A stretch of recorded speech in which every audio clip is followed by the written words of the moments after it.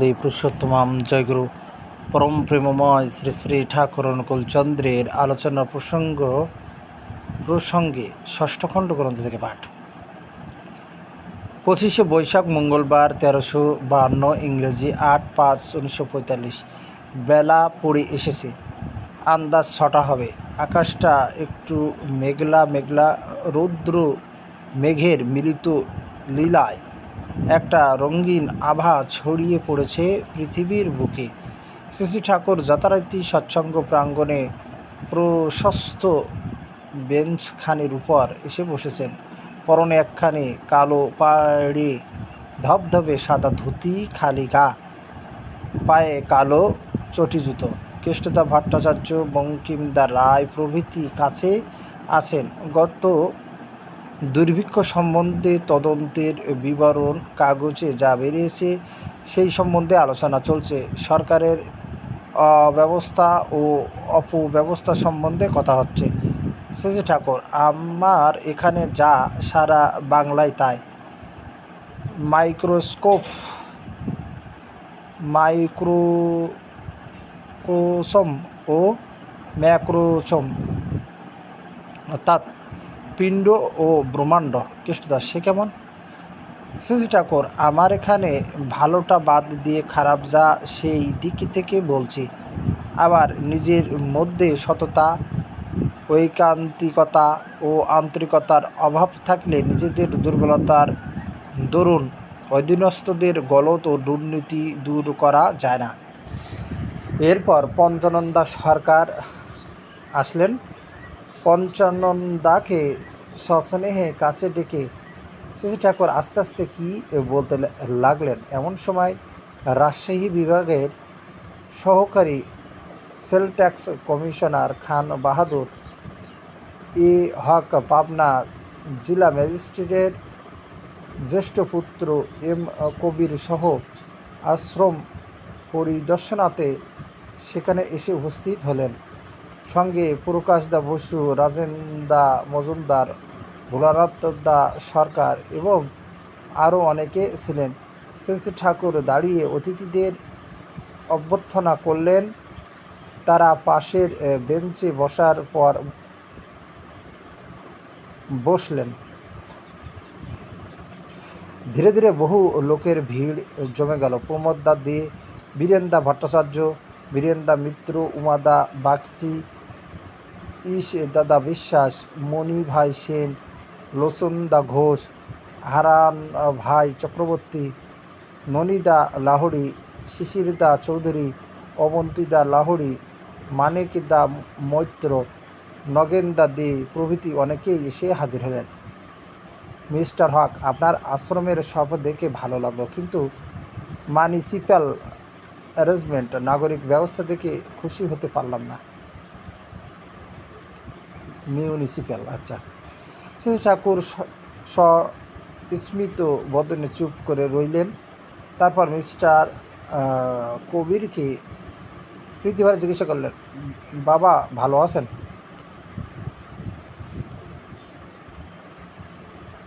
Mister কবির, হ্যাঁ। Mister হক, আমার মনে হয় মানুষের সবচেয়ে বড় পরিচয় সে মানুষ। ধর্ম মানুষেরই জন্য। জগতে বহু ধর্মমত থাকতে পারে, সে বৈচিত্র্য বিধাতারই নিয়ম, কিন্তু সমস্ত ধর্মশাস্ত্র যদি ঘাটা যায় তাহলে আমরা দেখতে পাবো সব জায়গায় আছে এক কথা। শ্রী শ্রী ঠাকুর, হ্যাঁ, সে তো ঠিক কথা। তাই তো একে বলে বিজ্ঞান। ঈশ্বর এক, ধর্ম এক, প্রেরিত পুরুষরাও একই সত্যের উদ্গাতা। ধর্মের দুটো দিক আছে, একটা ডিভাইন ভাগবত আর একটা ডিসক্রিটি বৈশিষ্ট্যসম্মত। ডিভাইন ভাগবত যা, তার কোনো পরিবর্তন নেই, সর্বদেশে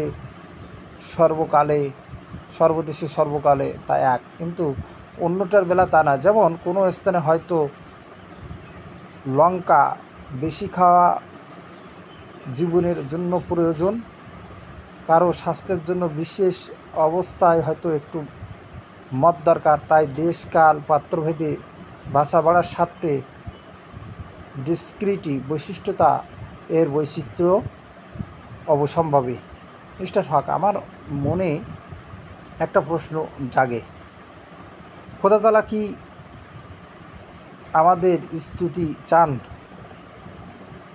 তিনি যদি সর্বশক্তিমান, সর্বগুণের আধার, তবে এটা কেমন কথা যে তিনি মানুষের মুখে নিজের গুণগান শোনার জন্য এত ব্যাকুল? শ্রী ঠাকুর, তিনি চান না, আমরা চাই, আর এতে আমরাই লাভবান হই। আমরা যতই তার গুণমুগ্ধ হই, তার স্তুতি করি, ততই তার গুণগুলি আমাদের মধ্যে উদ্বিগ্ন হয়ে ওঠে। আমাদের এই বিবর্তনটা তিনি চান। তাই তিনি যদি আমাদের স্তুতি চান, সেও আমাদের মঙ্গলের জন্য। এতে তারও সুখ, আমাদেরও সুখ। দেখেননি, নিন্দুক যারা, তারা মানুষের ছাড়া দেখে না, কয় না। তারা নিজেরাও দুষ্ট হয়, সমাজকেও দূষিত করে। আবার অনেকে আছে, তারা মানুষের দেখে এবং সুখ্যাতি ছড়ায়। তারা নিজেরাও সুখী হয়, পারিপার্শ্বিককেও সুখী করে। মিস্টার হক, মুখে বারবার বললে, প্রার্থনা করলে কি হবে? বিশেষত আমাদের আরবি ভাষার পদগুলির অর্থ তো অনেকে বোঝে না। এমনতর আউড়ানিতে কি কোনো ফল হয়? শশী ঠাকুর, আবৃত্তি সর্বশাস্ত্রনাং বোধাদপি গরীয়সী। আবৃত্তি চালাতে থাকলে ধীরে ধীরে বোধও ফুটে ওঠে।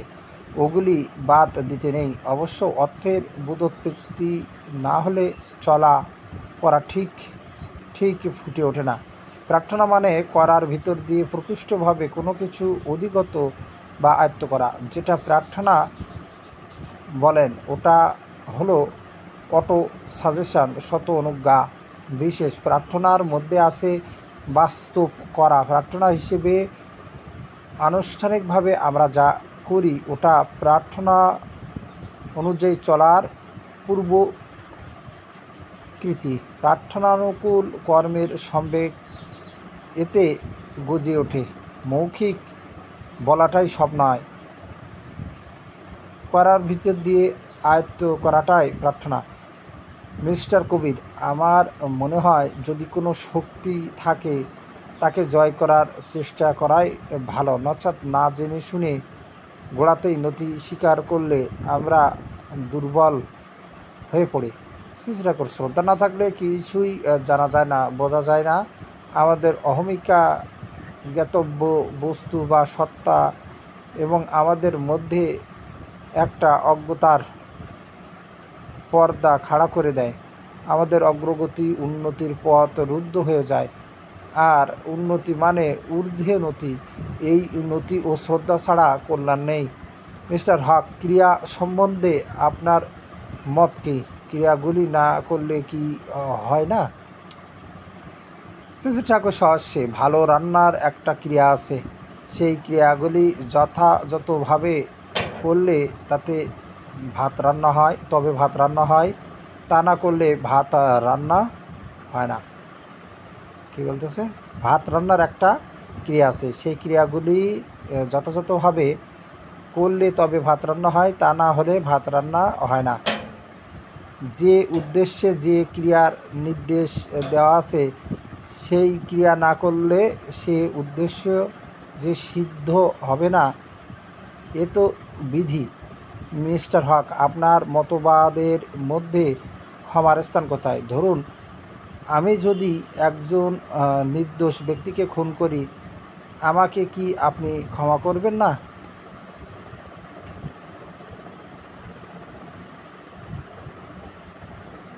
চেষ্টা ক্ষমা করতে হবে এমনভাবে যাতে ক্ষতির পথ রুদ্ধ হয়। হন্তাকে যদি ক্ষমা করতে হয়, তবে তাকে এমনভাবে অনুতপ্ত করে তোলা লাগবে যাতে তার দ্বারা পুনরায় নরহত্যা অসম্ভব হয়ে ওঠে। ততটুকু না করে ক্ষমা করলে, অর্থাৎ তাকে তার মতো চলতে দিলে, সমাজের ঘোর অনিষ্ট সাধন করা হবে। পূর্ণতায় যা সপারিপার্শ্বিক সত্তাকে পালন ও পোষণ করে এবং পাপ, তাই যা মানুষকে এ থেকে পতিত করে, তাই তার নিরাকরণ করাই লাগবে। আমাদের ছেলে যদি আফিং ধরে, সে অবস্থায় তাকে কিছু না বলে কি আপনি পারেন? প্রতিবিধানের ব্যবস্থা না করে নিষ্ক্রিয়ভাবে ক্ষমা করলে যে তার সর্বনাশ। পঞ্চানন্দা, ক্ষমার মধ্যে সক্ষম করে তোলার ভাবটা আছে নাকি? শ্রী ঠাকুর উল্লসিত, ঠিক কইছেন, প্রকৃত ক্ষমা মানুষকে সমর্থ করে তোলে। মিস্টার হক, আমার মনে হয় ধর্ম হওয়া উচিত ডাইনামিক, গতিশীল। তা না হলে আর দর্জনের উন্নতির ধারব না। কোনোভাবে নিরিবিলি একটা নির্ঝঞ্ঝাট জীবন কাটাবো, সে ধর্ম আমার পছন্দ হয় না। শ্রী ঠাকুর, যদি ইনসিনসিয়ারিটি, কপটতা না থাকে, তবে তা ডাইনামিক, গতিশীল হবে। আপনার প্রতি আমার যদি সত্যিকার টান থাকে, তবে তা শুধু কথায় পর্যবেসিত হবে না, আপনার প্রীতিজনক বাস্তব কর্ম করি না। আপনার কমফোর্টস, সুখ সুবিধা এর দিকে চায় না। আপনাকে একটা ফুলও দিই না, তেষ্টার সময় এক গ্লাস জল ভরেও দিই না, অথচ আপনাকে ভালোবাসি, আপনার নাম করে কাঁদি, এ হয় না। টান থাকলেই করা ও দেওয়ার বুদ্ধি আসে। আপনার থেকে ক্রিয়াশীলতা ও গতিশীলতা ফুটে ওঠে। মিস্টার হক, আপনি এই সঙ্গ গড়েছেন কী উদ্দেশ্যে? শ্রী ঠাকুর, আমি বুদ্ধি করে কিছু করিনি। লোকজন এসেছে, রয়ে গেছে, তাদের নিয়ে ধীরে ধীরে এসব গুজিয়ে উঠেছে। আর আমাদের উদ্দেশ্য খোদা মাঝখানে যাই হোক না কেন। মিস্টার হক, সন্ন্যাসী কি? সন্ন্যাসের কি দরকার আছে? শ্রী ঠাকুর, সন্ন্যাস চাই, তবে সন্ন্যাস আপনি আসে। সন্ন্যাস মানে ভগবানে পরিপূর্ণরূপে সমর্পিত হওয়া। প্রথম হলো ব্রহ্মচর্য বৃদ্ধির পথে চলা, তারপর গারস্থ, তারপর বানপ্রস্থ, বিস্তারে গমন, সর্বশেষে আসে সন্ন্যাস। ঈশ্বরের সম্যক মনের ন্যস্ততা। 5 বছর বয়সে 60 বছরেরটা আসে না, 60 বছর হলে সেই বয়সটা আসে। ইষ্টনিষ্ঠ স্বাভাবিক জীবনের চরম পর্যায়ে সহজেই আসে সন্ন্যাস। মিস্টার হক, তবে ঘর দোর কাজ কর্ম ছেড়ে চলে যেতে হয় না? সেটা তো ফাঁকিবাজি। সন্ন্যাসীকে নিজের ঘর ছাড়তে হতে পারে, কিন্তু সে সকলের ঘর সামলাবার জন্য। এ কাজ থেকে তার ছুটি কোথায়? মিস্টার হক, সর্বমানবের যোগাযোগ, মেলামেশা, পারস্পরিক অন্নপান গ্রহণ, ঐক্য ও ভ্রাতৃত্বের কথা তুললেন। শ্রী ঠাকুর, আমরা কিন্তু ঐক্য বলতে বুঝি না যে প্রত্যেককে প্রত্যেকের হাতে খেতে হবে। স্বাস্থ্যবিধির দিকে থেকে তা ঠিক নয়। সদাচারী না হলে তার হাতে খেতে নেই। সদাচার আবার আধ্যাত্মিক, মানসিক ও শারীরিক। শুনেছি আমাদের আঙ্গুলের ডগায় এমন লক্ষ লক্ষ ব্যাকটেরিয়া থাকতে পারে, যার একটি আমার জীবন নাশের পক্ষে যথেষ্ট। একটা মেথর ময়লা ঘেটে গিয়ে কাপড়ের কোষায় মুড়ি নিয়ে বেশ হয়তো খাচ্ছে, তার কিছু হচ্ছে না, কারণ তার ইমিউনিটি ফর্ম করেছে, অনাক্রম্যতা সংগঠিত হয়েছে। কিন্তু আমরা যদি সেই মুড়ি খাই, তাহলে সাবাড় হয়ে যাব। কত লোক আছে যক্ষার বাহক, তারা নিজেরা বেঁচে আছে, কিন্তু অন্যের মধ্যে মৃত্যু বীজ ছড়াচ্ছে। তাই যার তার হাতে খেতে নেই। কিন্তু সুস্থ, সদাচারী ও বিহিত সংস্কার শুদ্ধ হলে সে যে কোনো ধর্মাবলম্বী হোক না কেন, তার হাতে খেতে বাধা নেই।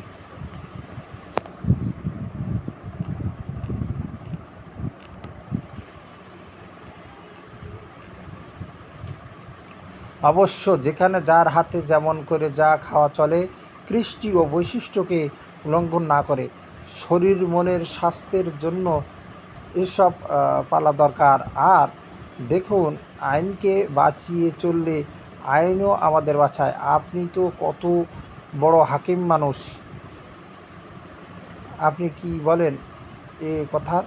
মিস্টার হক: তা তো ঠিক, কিন্তু কি করে বোঝা যাবে একজন সদাচারী কিনা? তাহলে তো ব্যক্তিগত পছন্দের উপর গিয়ে দাঁড়ালো। শশী ঠাকুর: আপনি এ নিয়মকানুন মেনে চলুন, আপনার চোখ খুলে যাবে, নিজেই তখন বুঝতে পারবেন কে কী। মিস্টার হক: আরও পরিষ্কার করে বলি, ধরুন আমি আপনাকে নিমন্ত্রণ করলাম, আপনি কি খাবেন? যদি না খান তাহলে তো আমার মনে ব্যথা লাগবে। ভাববো ঠাকুরমশাই মুখে সার্বজনীন ধর্মের কথা যতই বলুন, ভিতরে ভিতরে গোড়া। শশী ঠাকুর: আমাকে যে খেতেই হবে সে কথা আপনি জোর করে বলেন কী করে? আমার অভ্যাস, রুচি ও পছন্দের কথাটাও তো আপনি ভাববেন। আবার আমার যদি আপনার হাতে খেতেই ইচ্ছে করে এবং আপনি খেতে দিতে না চান, তাই বা আমি শুনব কেন? প্রার্থনা করে চেয়ে খাবো। মিস্টার হক: আমি তো পাস, ফরেজ ইত্যাদি করি না। আমাকে আপনি কি বলবেন? আমাকে কি নাস্তিক বলবেন, না অধার্মিক বলবেন? নাস্তিক বলতে পারেন না, কারণ আমি খোদাতালায় বিশ্বাস করি, তবে অধার্মিক বলতে পারেন। শশী ঠাকুর: যা আপনি করেন না আমি কি বলতে পারি যে তা আপনি করেন? তবে অধার্মিকও বলতে পারি না। ধর্ম মানে তাই যা ধরে রাখে, বাছা বাড়ায়, অক্ষুণ্ণ রাখে। আপনার ভিতর আদৌ ধর্ম না থাকলে আপনি বেঁচে আছেন কীভাবে? যতখানি ধর্ম অনুসরণ করেছেন পরিবার পরিবেশ সহ, ততখানি বাঁচা বাড়ার অধিকারী হচ্ছেন। ধর্মবাদ দিয়ে মানুষ টেকে না, খরচ হয়ে যায়। মিস্টার হক: এই হিন্দু মুসলমান ঐক্যের কথা আমি খুব ভাবি। মানব মিলনের এই আদর্শ বৃহত্তর সমাজে বাস্তব হয়ে ওঠা দরকার। শশী ঠাকুর: এই 2-1 লাখ হিন্দু, মুসলমান, বৌদ্ধ, খ্রিস্টান, পার্সি, সাঁওতাল, গারো, নাগা, বার্মিজ, গুরখা, শিখ, মাই, চিনিয়াম্যান পর্যন্ত যারা এখানকার ভাবিত হয়েছে, তাদের মধ্যে এটা গজিয়ে উঠেছে। এরপর মিস্টার হক বিদায় নিলেন। যাবার বেলায় বললেন, খুব ভালো লাগলো, আবার এদিকে আসবার ইচ্ছা রইল। শশী ঠাকুর উঠে দাঁড়িয়ে বিনীতভাবে বললেন, যখনই আসেন ফাঁক পেলেই দয়া করে আসবেন। মিস্টার কবিরের দিকে চেয়ে সস্নেহে বললেন, তুমি তো এখানেই আসো, মাঝে মাঝে দেখতে পেলে খুশি হব। এরপর প্রমোদদা ওই দুজনকে সঙ্গে নিয়ে তার ঘরের দিকে গেলেন কিছু জলযোগ করাতে। বন্দে পুরুষোত্তম, বন্দে পুরুষোত্তম, বন্দে পুরুষোত্তম। জয়গুরু।